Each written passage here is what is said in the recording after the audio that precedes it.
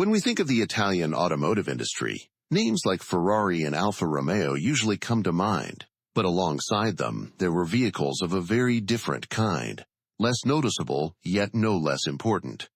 They weren't symbols of speed or luxury. Instead, they did the everyday work that kept the country moving forward. Today, we're going to take a closer look at one of those machines, the OM Tigrotto. In the mid-1950s, Italy was going through a period of rapid growth. Cities were expanding, and the country needed a reliable medium-duty truck. OM, Officine Meccaniche, based in Brescia and already part of Fiat at the time, set out to create a new vehicle for this role.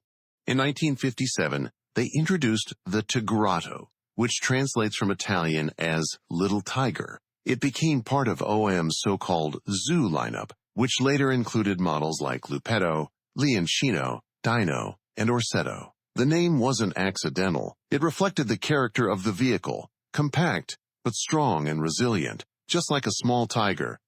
The Tigrotto wasn't just about looks. It was built to work. Under the hood, it featured a diesel engine of around 4 liters, producing roughly 70 to 80 horsepower. For the late 1950s, that was a solid figure, especially when it came to pulling power. Depending on the version, its payload ranged from about 3 to 5 tons. Its frame was built to be tough, allowing these trucks to handle heavy use and keep going for years. Unlike many trucks of its time, the Tigrotto had a cab with a wide, panoramic windshield, giving the driver excellent visibility, something that really mattered on narrow Italian streets. There were also versions designed for more demanding conditions. The Tigrotto showed good off-road capability and could operate where ordinary vehicles struggled. It performed especially well in mountainous regions, including the Alps, where narrow roads and difficult terrain required maximum reliability. The Tigrotto became a recognizable example of the Italian approach to commercial vehicle design. Its headlights, integrated into the front grille, and the smooth lines of the cab made it stand out on the road. Compared to many rough-looking trucks of that era, it appeared more refined, almost like a passenger car. It was also exported to other European countries, including Switzerland and Germany, where it competed with local manufacturers by offering simplicity, reliability, and relatively low operating costs. The Tigrotto became a true workhorse for small businesses. It was widely used by builders, farmers, and small companies that needed a reliable vehicle for everyday tasks. Thanks to its simple design, it could be maintained without complex equipment, which made it especially valuable in more remote areas.